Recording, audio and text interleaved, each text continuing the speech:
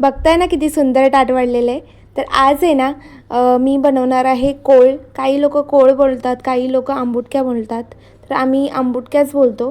तर जे काय बोलतात ते, पण आज आम्ही बनवायचं ठरवलेलं. तर मी जिरा मोहरी टाकलेली आहे तेलात आणि तेल थोडंसंच घ्यायचं आणि ह्याच्यात मी घरचा मसाला, हळद, परत गरम मसाला आणि थोडासाच एकदम मीठ घेतलेला आहे, तो मी तेलात टाकलेला आहे आणि छान मिक्स करून घ्यायचं.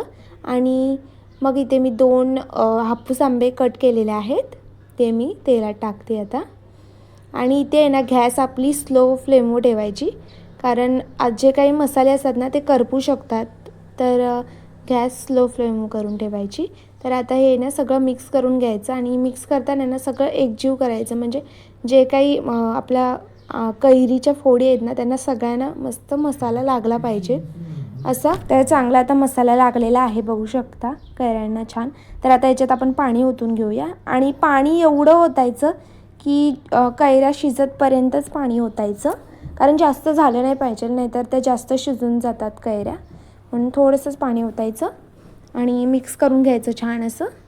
तसं मिक्स करते आता. छान मिक्स केल्याच्यानंतर आहे ना ह्याला शिजण्यासाठी मस्त ढाकण ठेवायचं एक, आणि मग ढाकण काढल्याच्यानंतर बघू शकता कसं शिजतं. आणि मग आहे ना मी थोडंसं हिंग टाकलेलं आहे, तर तुम्हीसुद्धा हिंग टाका, छान लागतं, म्हणजे टेस्ट खूप छान येते. आणि थोडंसंच टाका, जास्त नाही टाकायचं. तर इथे मी मस्त हिंग टाकल्याच्यानंतर हलवून घेतलं आहे परत एकदा आणि तुम्हाला दाखवते मी कसं शिजलं आहे. तर मस्त शिजलं आहे आता ते कैऱ्या. तर आता इथं मी 1 वाटी गूळ घेतलेला आहे आणि ते मी छान कट करून गूळ घेतलेला आहे 1 वाटी. तर इथे मी आता 1 वाटी गूळ टाकते आहे. तर आता छान मस्त. आणि गूळ कसं टाकायचं माहिती का, जशा तुमच्या कैऱ्या असतील, जर आंबट असतील तर तुम्ही जास्त टाकू शकता गूळ ह्याच्यापेक्षा. जर कमी म्हणजे जास्त गोड असतील जर तुमच्या कैऱ्या, तर तुम्ही कमी गूळ टाकू शकता. असं तुम्ही माप घेऊ शकता गुळाचं थोडंसं टेस्ट करून. तर मी इथे 1 वाटीभर टाकलेलं आहे गूळ आणि मग ते छान शिजण्यासाठी मी परत एकदा ढाकण ठेवलेलं आणि मस्त शिजलेलं आहे बघा, एकदम ज्युसी झालेलं आहे आणि खूपच छान दिसत होतं. आणि तुम्हाला दाखवते मी कसं मस्त शिजलं आहे ते. तर फोडी पण छान शिजलेल्या आहेत आणि आता मी मस्त हजबंडला जेवण वाढलेलं आहे, तुम्ही बघू शकता.